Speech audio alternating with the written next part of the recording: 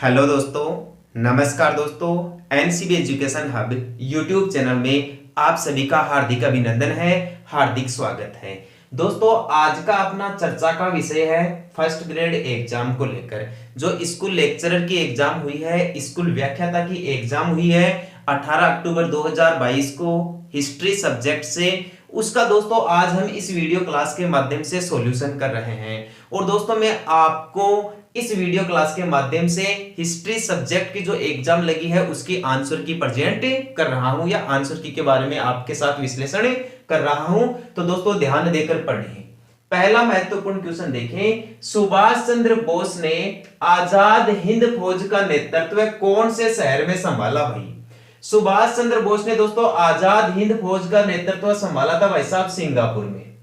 और ये सिंगापुर दोस्तों जापान के अधिकार क्षेत्र में था उस टाइम पे। वर्तमान समय में जापान की राजधानी है टोक्यो।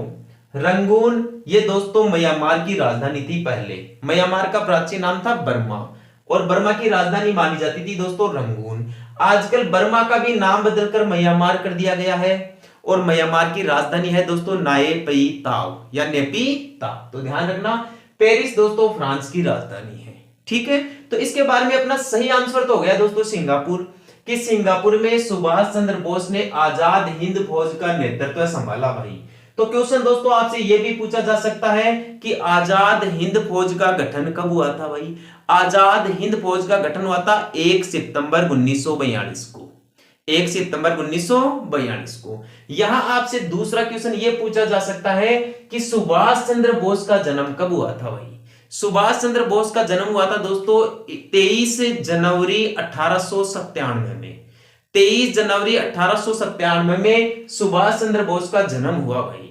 सुभाष चंद्र बोस का जन्म ओडिशा राज्य के कटक स्थान पर हुआ था। कौन से स्थान पर हुआ था भाई? कटक स्थान पर हुआ था। और यदि आपसे पूछा जाए कि सुभाष चंद्र बोस देश के नाम पर शहीद कब हो गए थे, क्या मातृभूमि के नाम पर शहीद कब हो गए थे? दोस्तों, ये वीरगति को प्राप्त जिस दिन हुए थे वह तारीख थी 18 अगस्त 1945। 18 अगस्त 1945। ऐसा माना जाता है कि सुभाष चंद्र बोस फार्मूसा द्वीप के निकट यानी हवाई यात्रा कर रहे थे दोस्तों। तो हवाई यात्रा करते समय ताइवान के निकट फार्मूसा द्वीप के पास में इनका विमान दोस्तों दुर्घटनाग्रस्त हो जाता है, जहां इनकी मृत्यु हो जाती है। लेकिन दोस्तों इसका आज तक कोई सत्यापन नहीं मिला है, कोई प्रमाण नहीं मिला है कि यहां सुभाष चंद्र बोस की मृत्यु हुई ही थी। कई आलोचक या कई विद्वान ऐसा मानते हैं कि 18 अगस्त 1945 के बाद में भी सुभाष चंद्र बोस को कई जगह नोटिस किया गया है या कई जगह देखा गया है, या लोगों का ऐसा भी मानना है दोस्तों, विचारकों का ऐसा भी मानना है कि 1945 के बाद में सुभाष चंद्र बोस ने दोस्तों अंडरग्राउंड रहकर, भूमिगत रहकर अपना शेष जीवन बिताया था।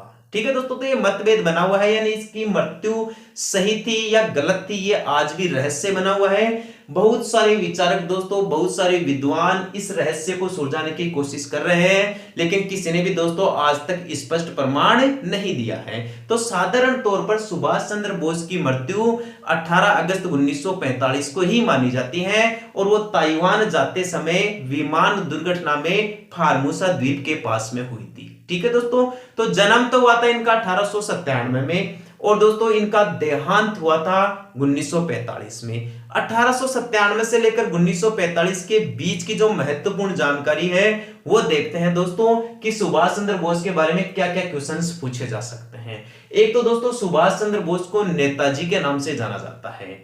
अपने राष्ट्रीय आंदोलन के दौरान या स्वतंत्रता आंदोलन के दौरान कौन से स्वतंत्रता सेनानी को नेताजी के नाम से जाना जाता है? तो दोस्तों सुभाष चंद्र बोस को ही जाना जाता है। यह क्वेश्चन भी दोस्तों आपसे पूछा जा सकता है कि सुभाष चंद्र बोस को नेताजी की उपाधि किसने दी थी? दोस्तों नेताजी की उपाधि दी थी हिटलर ने। किसने दी थी भाई? हिटलर ने दी थी। हिटलर जर्मनी का शासक था भाई। हिटलर कहां का शासक था? जर्मनी का शासक था, जिसने माइक कैंप नाम से दोस्तों अपनी आत्मकथा लिखी थी, अपनी बायोग्राफी लिखी थी। क्वेश्चन पूछा जाता है कई कंपटीशन एग्जाम्स में दोस्तों, ये क्वेश्चन पूछा जाता है कि जो हिटलर था उसकी आत्मकथा का क्या नाम है? माइक कैंप यानी मेरा संघर्ष। ये उनकी दोस्तों किताब थी। तो हिटलर ने इनको दोस्तों सुभाष चंद्र बोस को नेताजी की उपाधि प्रदान की थी। जो सुभाष चंद्र बोस हैं द्वितीय विश्व युद्ध के दौरान सुभाष चंद्र बोस पर दोस्तों अंग्रेजों के द्वारा भारत में पाबंदी लगा दी गई थी, यानी इनको नजरबंद कर दिया गया था। इनको गिरफ्तार करने के लिए कई सारे इनाम घोषित कर दिए गए थे। तब सुभाष चंद्र बोस दोस्तों यहाँ गुप्त रास्ते से निकलकर रूस होते हुए दोस्तों जर्मनी पहुंच गए थे, और जर्मनी जाकर दोस्तों इन्होंने हिटलर से मुलाकात की थी। हिटलर और सुभाष चंद्र बोस के अच्छे मित्रवत संबंध थे। उनसे दोस्तों इनको प्रेरणा मिली, या इनको जो कुछ भी सीखना था कि अंग्रेजों से भारत को कैसे आजाद करवाया जाए, अंग्रेजों को भारत से बाहर कैसा निकाला जाए, इस मुद्दों पर दोस्तों ये चर्चा करने के लिए हिटलर से मुलाकात करने के लिए गए थे। वहीं पर सबसे पहले सुभाष चंद्र बोस ने जर्मनी में ही जय हिंद का नारा दिया था। पूछ लिया जाए कि कौन से स्वतंत्रता सेनानी ने जय हिंद का नारा दिया था, सुभाष चंद्र बोस ने दिया था दोस्तों जर्मनी में। और वहां पर दोस्तों उन्होंने एक संघ भी बनाया था जिसे फ्री इंडिया सेंटर कहते हैं। पूछ लिया जाए फ्री इंडिया सेंटर का गठन किसने किया था, सुभाष चंद्र बोस ने। कहां किया था भाई, जर्मनी में किया था। ठीक है दोस्तों, अब देखिए आगे आपसे क्वेश्चन ये भी पूछा जा सकता है कि लौह और रक्त की नीति किसने अपनाई थी भाई। लौह और रक्त की नीति दोस्तों हिटलर ने अपनाई थी। किसने अपनाई थी, हिटलर ने। अब सुभाष चंद्र बोस दोस्तों वहां से जर्मनी से आने के बाद में सीधे जापान चले जाते हैं। जापान में टोक्यो, टोक्यो से दोस्तों सिंगापुर, और यहाँ सिंगापुर में दोस्तों पहले आजाद हिंद फौज का नेतृत्व रास बिहारी बोस कर रहे होते हैं। तो रास बिहारी बोस दोस्तों सुभाष चंद्र बोस के आते ही इसका नेतृत्व सिंगापुर में इन्हें दे देते हैं। और यहां पर दोस्तों सिंगापुर में सबसे पहले नेतृत्व संभालते समय सुभाष चंद्र बोस नारा देते हैं दिल्ली चलो। कहां चलो भाई, दिल्ली चलो का नारा दे दिया था इन्होंने, और दिल्ली में से अंग्रेजों को बाहर निकालो ऐसा नारा दे दिया था। बाद में आगे चलकर दोस्तों मलेशिया में एक दिन फिर सुभाष चंद्र बोस इन सैनिकों को या अपने सैनिकों को जब संबोधन कर रहे थे या उनका नेतृत्व कर रहे थे, तब उन्होंने दोस्तों कहा था कि तुम मुझे खून दो मैं तुम्हें आजादी दूंगा, तुम मुझे खून दो मैं तुम्हें आजादी दूंगा। यह नारा किसके द्वारा दिया गया था भाई, सुभाष चंद्र बोस के द्वारा दिया गया था। सबसे पहले दिल्ली चलो का नारा भी किसने दिया था भाई, सुभाष चंद्र बोस के द्वारा ही दिया गया था। तो तुम मुझे खून दो मैं तुम्हें आजादी दूंगा, यह नारा कहां पर दिया था सुभाष चंद्र बोस ने, मलेशिया में दिया था। इन्होंने आजाद हिंद फौज का नेतृत्व कहां संभाला था, सिंगापुर में संभाला था भाई। ध्यान रखना, आजाद हिंद फौज के गठन में सबसे ज्यादा सहयोग भाई साहब जापान का रहा है। किसका रहा है, जापान देश का रहा है, यह बात आप भूल मत जाना।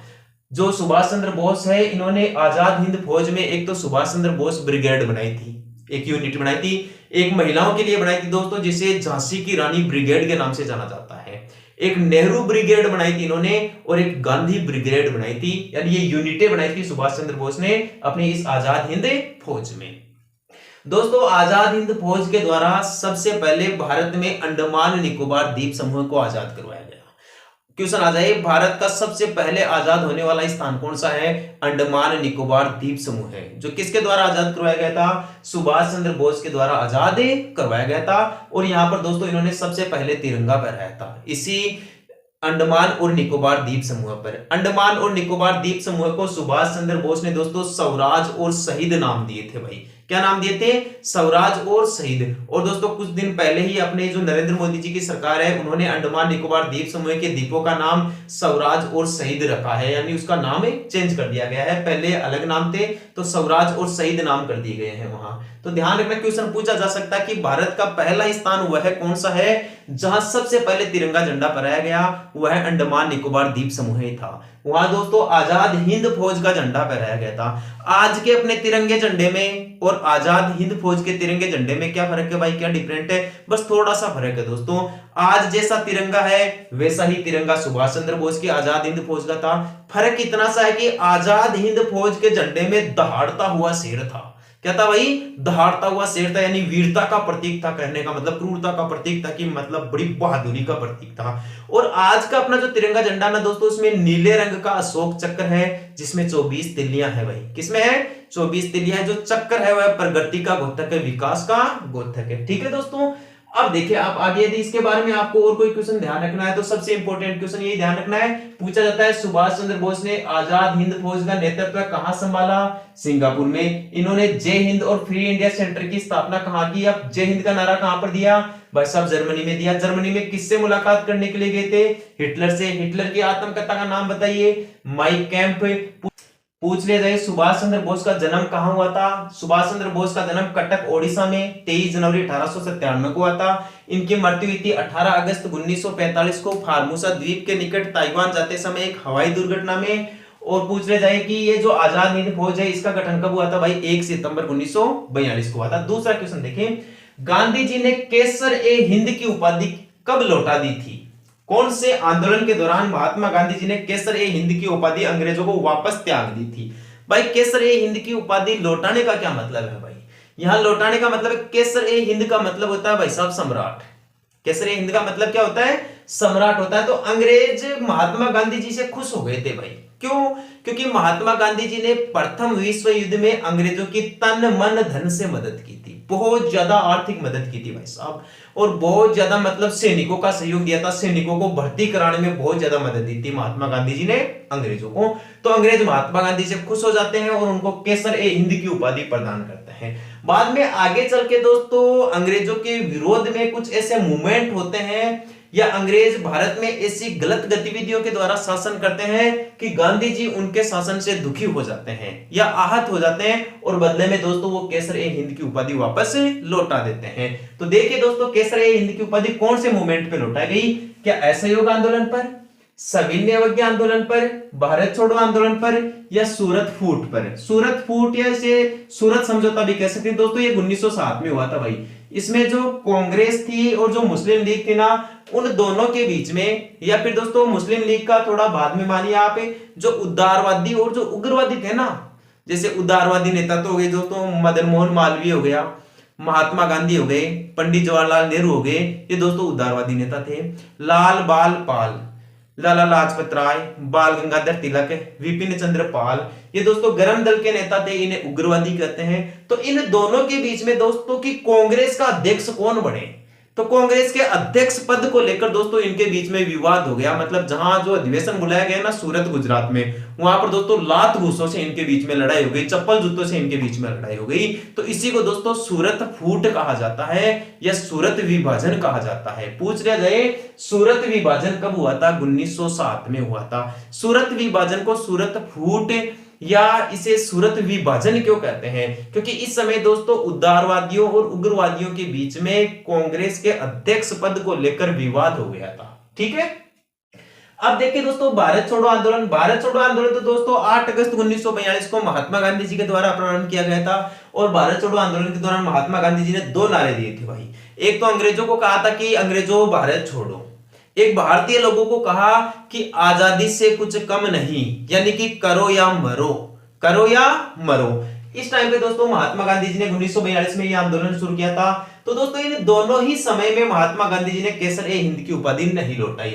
एक दोस्तों सविनय अवज्ञा आंदोलन था। तो सविनय अवज्ञा आंदोलन तो दोस्तों नमक यात्रा के जस्ट तुरंत बाद प्रारंभ कर दिया जाता है। जैसे ही नमक यात्रा दोस्तों 6 अप्रैल को समाप्त होती है, यानी 12 मार्च से लेकर 6 अप्रैल तक तो दांडी यात्रा या नमक यात्रा करते हैं महात्मा गांधी जी।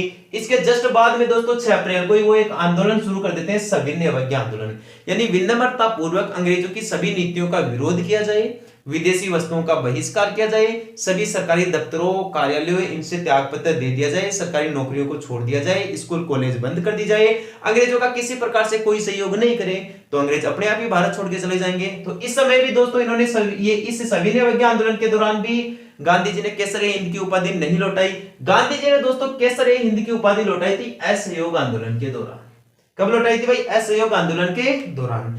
असहयोग आंदोलन के दौरान हुआ क्या था दोस्तों, इससे जस्ट पहले 1919 में 2 बड़ी घटनाएं हो गई थी। एक तो अंग्रेज दोस्तों भारत में रोलट एक्ट लेकर आ गए भाई। रोलट एक्ट यानी काला कानून या अंधा कानून या आतंकवादी कानून, बिना अपील, बिना वकील, बिना दलील का कानून, ये रोलट एक्ट को कहते हैं। सर सिडनी रोलट की अध्यक्षता में दोस्तों ये कानून भारत में लाया गया 1919 में, मार्च 1919 में, और जबरन दोस्तों भारतीयों के ऊपर ये कानून थोप दिया गया।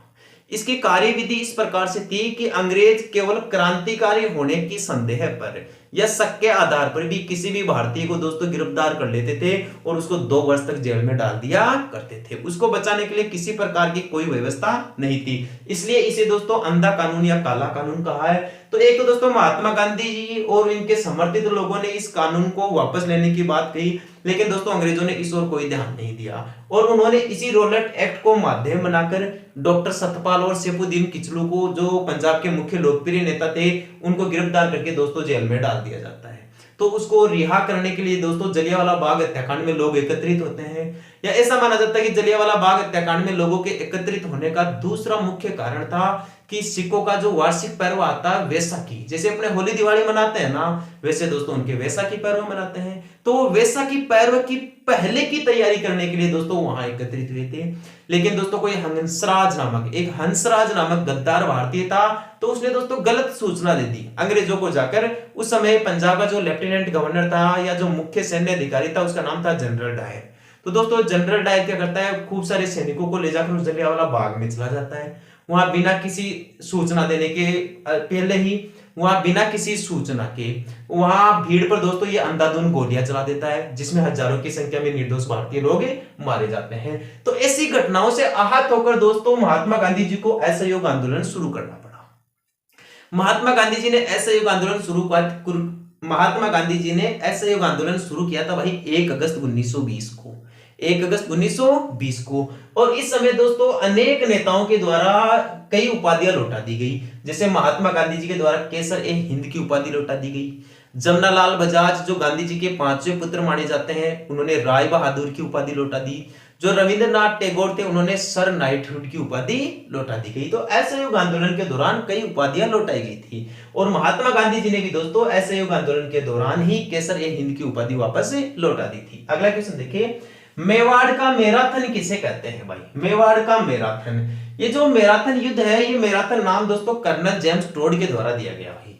क्या खमनोर के युद्ध को कहते हैं, गोगुंदा के युद्ध को कहते हैं, दिवेर को युद्ध को कहते हैं, या हल्दी घाटी के युद्ध को कहते हैं? भाई साहब ये जो दिवेर है ना, ये जो दिवेर, इस दिवेर को छोड़कर जो तीनों नाम है ना दोस्तों, ये एक ही युद्ध के नाम है।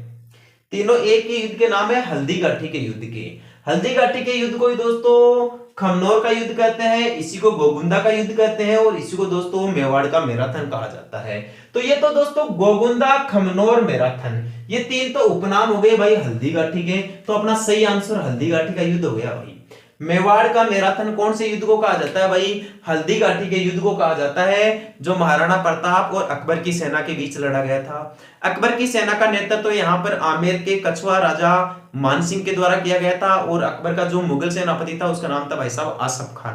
क्या नाम था? आसफ खान। इस युद्ध के अंदर ऐसा माना जाता है कि जो भौगोलिक जीत हुई थी युद्ध के मैदान के हिसाब से यदि जीत देखी जाए तो दोस्तों वो तो हो गई थी अकबर की सेना की, यानी कि मानसिंह की हो गई थी। लेकिन जो नैतिक जीत मानी जाती है वो दोस्तों किसकी मानी जाती है? महाराणा प्रताप की मानी जाती है। तो ध्यान रखना, मेवाड़ का मैराथन हल्दी घाटी युद्ध को कहते हैं। हल्दी घाटी के युद्ध को दोस्तों बदायूनी ने इसे गोगुंदा का युद्ध कहा है। क्या कहा भाई?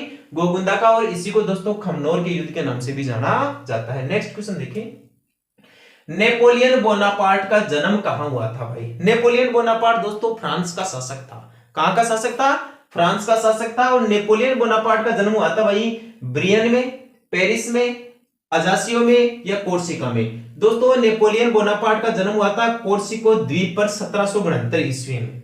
कब हुआ था भाई? 1769 ईस्वी, यानी 15 अगस्त 1769 को नेपोलियन बोनापार्ट का जन्म कोर्सिका द्वीप पर हुआ था। ध्यान रखना, नेपोलियन बोनापार्ट दोस्तों फ्रांस का शासक था। नेपोलियन बोनापार्ट ने दोस्तों 1804 में फ्रांस में एक नेपोलियन संहिता लागू की थी जो सुधारों के लिए जानी जाती है। तो ध्यान रखना दोस्तों इसका। बौद्ध धर्म की दूसरी बौद्ध संगीति का आयोजन कौन से स्थान पर हुआ भाई? बौद्ध धर्म की अब तक 4 बौद्ध संगीतियों का आयोजन हो चुका है। कौन कौन सी 4 बौद्ध संगीतियों का? एक तो दोस्तों राजगृह में हुई थी, एक हुई थी दोस्तों वैशाली में, एक हुई थी पाटलिपुत्र में और एक हुई थी दोस्तों कश्मीर के अंदर। जो राजगृह में हुई थी दोस्तों वह हुई थी 483 ईसा पूर्व, बिफोर क्राइस्ट, बीसी। जो वैशाली में हुई थी दोस्तों वो हुई थी 383 ईसा पूर्व है। और दोस्तों जो पाटलिपुत्र में हुई थी वह हुई थी 251 ईसा पूर्व है। और जो कश्मीर में हुई थी दोस्तों, कश्मीर के कुंडल ग्राम में, वो हुई थी दोस्तों प्रथम ईसा पूर्व में, ईस्वी सन की प्रथम सदी में हुई थी भाई। तो क्वेश्चन आपसे पूछ ले जाए, बौद्ध धर्म में कुल कितनी बौद्ध संगीतियों का आयोजन किया गया भाई? 4 बौद्ध संगीतियों का आयोजन किया गया। पहली बौद्ध संगीति राजगृह, दूसरी बौद्ध संगीति वैशाली, तीसरी बौद्ध संगीति पाटलिपुत्र और चौथी बौद्ध संगीति कश्मीर में कुंडल ग्राम में। राजगृह में जो बौद्ध संगीति का आयोजन हुआ था वो 483 ईस्वी में ईसा पूर्व में हुई थी। वैशाली में दोस्तों 383 ईसा पूर्व में, पाटलिपुत्र में 251 ईसा पूर्व में और कश्मीर में दोस्तों ईस्वी सन की प्रथम सदी में हुई थी। ठीक है। जो राजगृह है वर्तमान में दोस्तों बिहार में है। जो पाटलिपुत्र ये दोस्तों पटना का ही पुराना नाम है। पाटलिपुत्र किसका पुराना नाम है भाई? पटना का। तो कई एग्जाम्स में पूछ लिया जाता है कि पटना का प्राचीन नाम क्या है भाई? पाटलिपुत्र है। तो ध्यान रखना, बौद्ध धर्म की दूसरी बौद्ध संगति वैशाली में हुई थी भाई। नेक्स्ट क्वेश्चन देखिए, श्रुति साहित्य किसे कहते हैं? क्या वेद को कहा जाता है, वेदांत को कहा जाता है, पुराण को कहा जाता है या रामायण को कहा जाता है? दोस्तों वेदों की संख्या है 4, ऋग्वेद, यजुर्वेद, अथर्ववेद और सामवेद। वेदांत की संख्या है दोस्तों 6, पुराणों की संख्या है 18, रामायण और महाभारत ये दोस्तों भारत के 2 सबसे बड़े महाकाव्य माने जाते हैं। भारत के 2 सबसे बड़े धार्मिक ग्रंथों में महाकाव्य किसे माना जाता है भाई? रामायण और महाभारत को माना जाता है। ठीक है। तो श्रुति साहित्य किसे कहा जाता है? श्रुति साहित्य दोस्तों वेदों को कहा जाता है। जो अपना वैदिक साहित्य है ना, इसी को दोस्तों श्रुति साहित्य कहा जाता है। वैदिक साहित्य को श्रुति साहित्य क्यों कहा जाता है? इसका प्रमुख कारण क्या है? इसका मुख्य कारण यह है कि क्योंकि दोस्तों वेद किसी लौकिक पुरुष के द्वारा नहीं बताए गए, ये केवल ईश्वर के द्वारा सुनाए गए थे।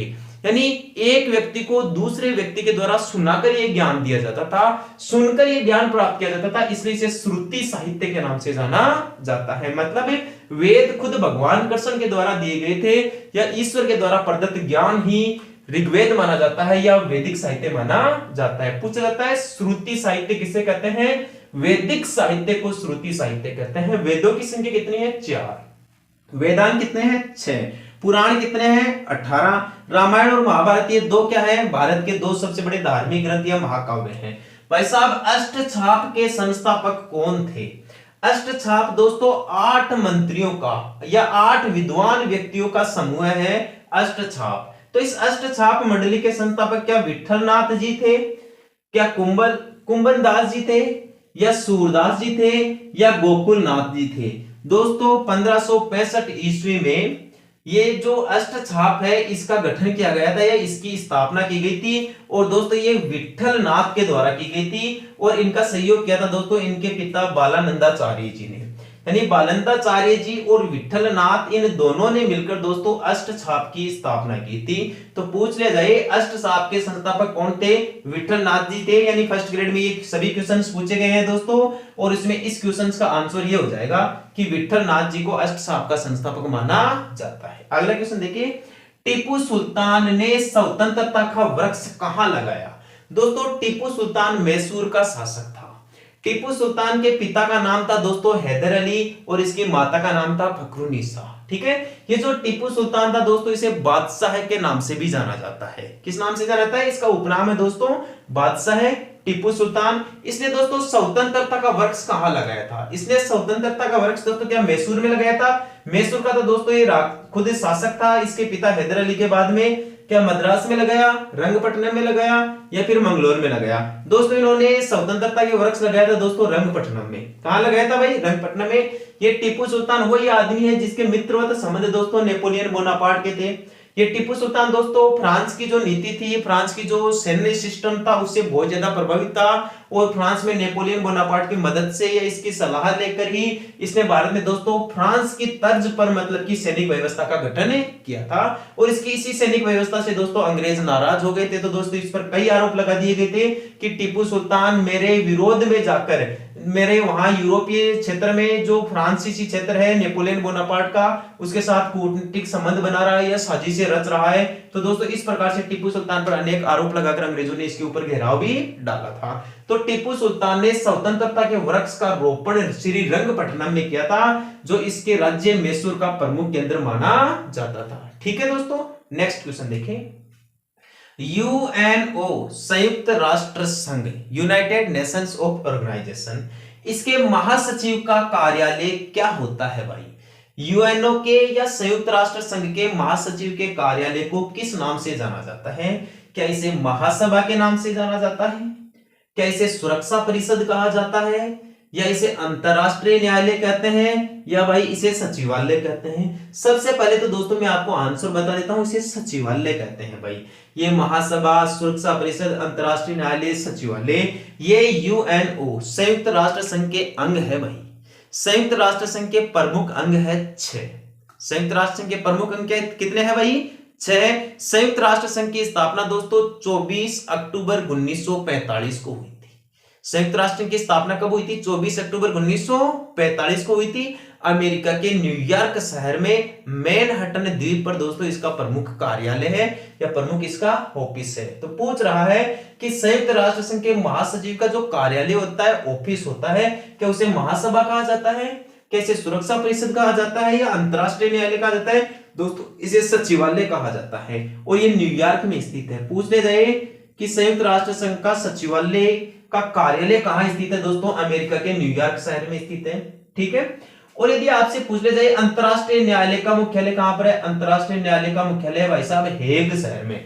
बहुत सारी कॉम्पिटिशन एग्जाम्स में दोस्तों ये क्वेश्चंस पूछा गया है कि अंतरराष्ट्रीय जो न्यायालय है उसका मुख्यालय कहां पर है? नीदरलैंड देश की राजधानी हेग में है। अंतरराष्ट्रीय जो न्यायालय होता है दोस्तों, इसमें एक बार न्यायाधीश बन जाने के बाद में उसका कार्यकाल 9 वर्ष तक होता है भाई। कितना होता है? 9 वर्ष तक। ध्यान रखना, पूछते रहे अंतरराष्ट्रीय न्यायालय में न्यायाधीश का कार्यालय कितना होता है भाई? 9 वर्ष होता है। अपने राजस्थान में दोस्तों डूंगरपुर जिले के नगेंद्र सिंह यहाँ पर न्यायाधीश रह चुके हैं और जोधपुर के दलवीर भंडारी भी दोस्तों यहाँ पर न्यायाधीश रह चुके हैं, जो बहुत ज्यादा चर्चित रहे। सुरक्षा परिषद दोस्तों इसे मान लीजिए इसे संयुक्त राष्ट्र संघ की रीढ़ की हड्डी कहा जाता है। संयुक्त राष्ट्र संघ में जितने भी जो महत्वपूर्ण निर्णय लिए जाते हैं वो दोस्तों सुरक्षा परिषद की सलाह पर ही लिए जाते हैं और उनको दोस्तों अंतिम रूप प्रदान किया जाता है महासभा के द्वारा। जैसे संयुक्त राष्ट्र संघ में किसी नए सदस्यों को शामिल करना है तो सुरक्षा परिषद की सलाह पर भी दोस्तों महासभा इसमें नए सदस्यों को शामिल करती है। वर्तमान समय में दोस्तों संयुक्त राष्ट्र संघ में 193 सदस्य देश है। कितने हैं भाई? 193 सदस्य देश है और संयुक्त राष्ट्र संघ का 193वां सदस्य देश बना था भाई दक्षिणी सूडान 2011 ईस्वी में।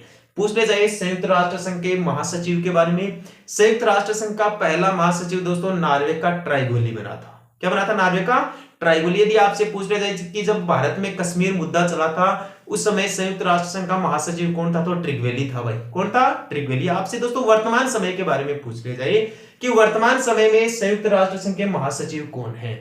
दोस्तों एंटोनियो गुतेरेस हैं, जो सन 2017 के बाद में महासचिव के लगातार महासचिव बने हुए हैं। संयुक्त राष्ट्र संघ के महासचिव बने हुए हैं एंटोनियो गुतेरेस 2017 के बाद में। पूछ ले जाए एंटोनियो गुतेरेस किस देश के रहने वाले हैं? एंटोनियो गुतेरेस दोस्तों पुर्तगाल देश के रहने वाले हैं। यदि किसी एशियाई महासचिव के बारे में आपसे पूछ ले जाए कि अब तक एशिया महाद्वीप के कितने महासचिव संयुक्त राष्ट्र संघ में बढ़े जा चुके हैं?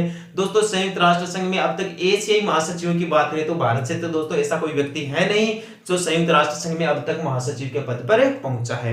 एक तो दोस्तों अब तक म्यांमार के बन चुके हैं जिसका नाम था यू थॉन्ट। क्या नाम था भाई? यू थॉन्ट। ऐसे व्यक्ति थे एशिया में से जो वहां के महासचिव बने, यानी पहले एशियाई व्यक्ति थे जो संयुक्त राष्ट्र संघ के महासचिव बने।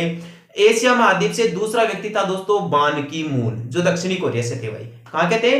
बान की मून। बान की मून दोस्तों बहुत चर्चित रहे, लगातार 10 साल तक उन्होंने कार्यकाल किया है इसे संयुक्त राष्ट्र संघ में महासचिव पद पर। दोस्तों जो जलवायु परिवर्तन है, जो वैश्विक तापमान बढ़ रहा है या जो ग्लोबल वार्मिंग की समस्या है, इस समस्या से निजात पाने के लिए, इसको कम करने के लिए दुनिया को जो आकर्षित किया है, दुनिया का ध्यान दोस्तों इस ओर खींचा है, वह व्यक्ति दोस्तों अपने एशिया में दक्षिणी कोरिया देश के बान की मून ही थे।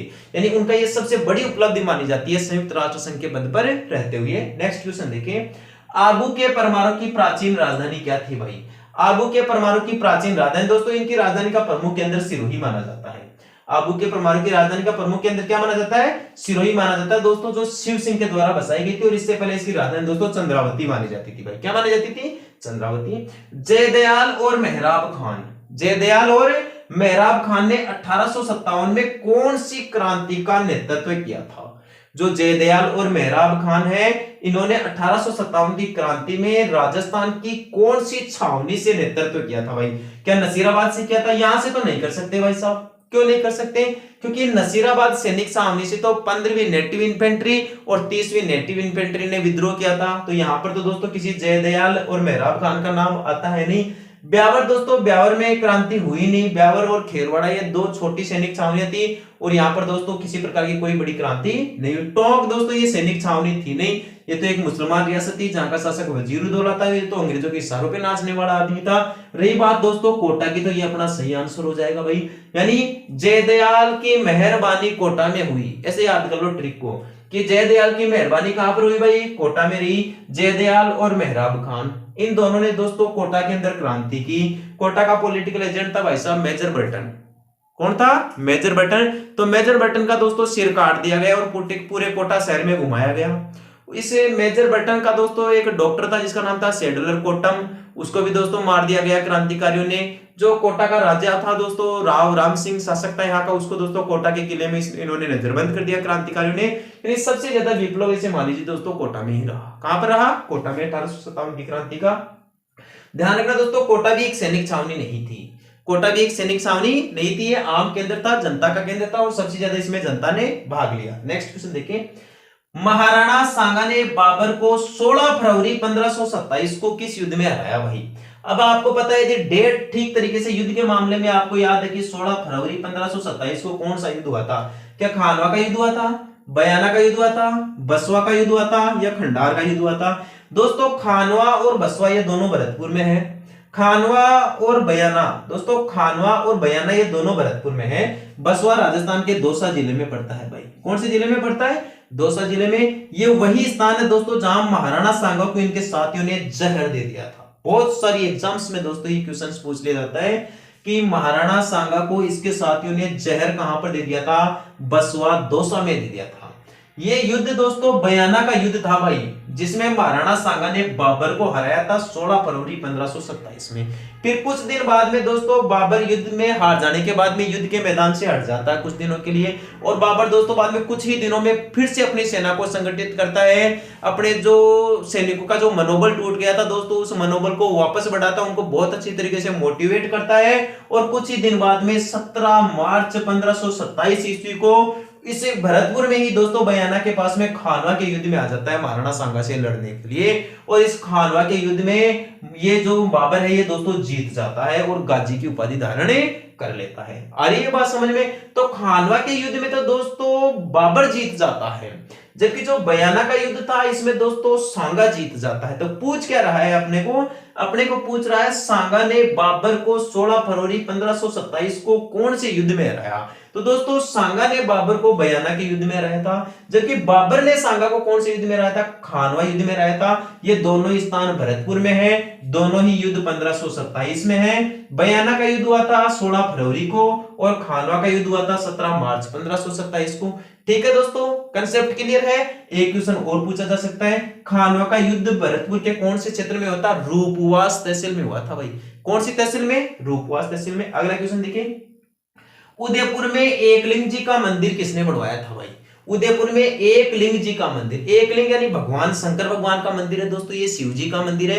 एकलिंग जी का मंदिर बनवाया था भाई साहब बप्पा रावल ने। किसने बनवाया था भाई? बप्पा रावल में। जो एकलिंग जी है ना दोस्तों, ये उदयपुर में कैलाशपुरी नामक स्थान पर इनका मंदिर है। और एकलिंग जी को दोस्तों उदयपुर के जो शासक है, मेवाड़ के शासक है, वो अपना कहने का मतलब कुल देवता मानते हैं। क्वेश्चन आपसे पूछ ले कि मेवाड़ का जो गुहिल राजवंश है उसका कुल देवता कौन है?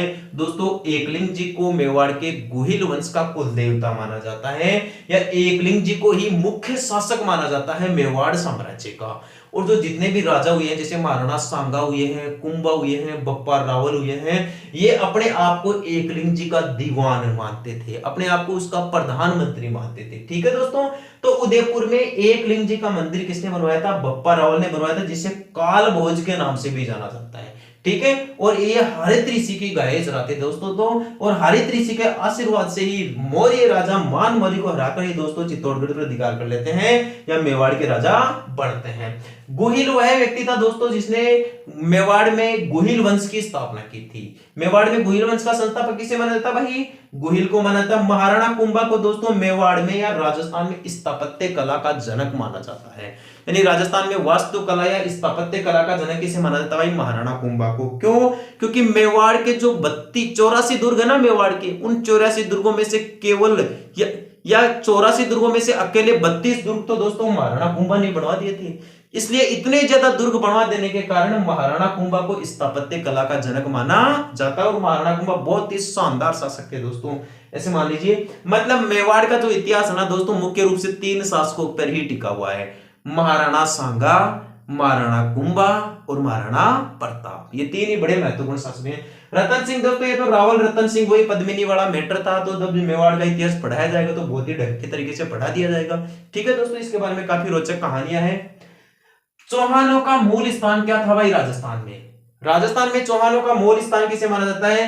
क्या अजमेर को माना जाता है, दिल्ली को माना जाता है, सपादलक्स को माना जाता है, या अही छतरपुर को माना जाता है? ध्यान दो दोस्तों, यहां पर बहुत ही गजब का क्वेश्चन है ये दोस्तों कि चौहानों का मूल स्थान क्या था। मूल स्थान पूछ रहा है कि चौहानों का जन्म कहां हुआ। इन चारों स्थानों में से दोस्तों सपादलक्स से चौहानों का जन्म हुआ भाई। सपादलक्स यानी सांबर के आसपास के क्षेत्र को दोस्तों सपादलक्स कहते हैं। और इस सपादलक्स में सबसे पहले वासुदेव चौहान ने अपने राजस्थान में चौहान राजवंश की स्थापना की थी भाई। तो यही इसका मूल स्थान हो जाएगा चौहान साम्राज्य का, सपादलक्स। सपादलक्स में कौन सा क्षेत्र आता है? सांबर झील के जो आसपास का क्षेत्र है वही सपादलक्स में माना जाता है। और इसे सपादलक्स की राजधानी दोस्तों अही छतरपुर मानी गई। क्या मानी गई भाई? अही छतरपुर। अही छतरपुर वर्तमान में दोस्तों नागौर है। तो नागौर का प्राचीन नाम पूछ ले तो अही छतरपुर। सपादलक्स किस क्षेत्रों का जाता है? सांबर झील के आसपास के क्षेत्र को। रही बात दिल्ली और अजमेर, जो पृथ्वीराज चौहान थे ना दोस्तों, पृथ्वीराज चौहान तृतीय, इन्होंने दोस्तों अपने नाना अनंगपाल तोमर की सहायता से दिल्ली में अपना साम्राज्य स्थापित किया था भाई।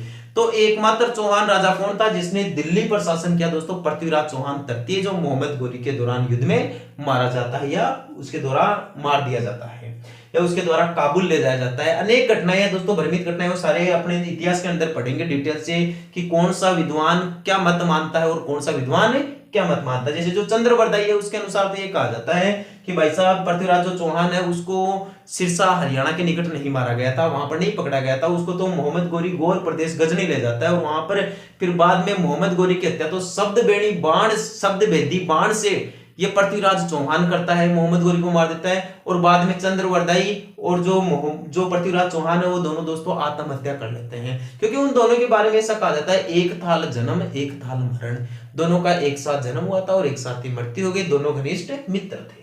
ठीक है।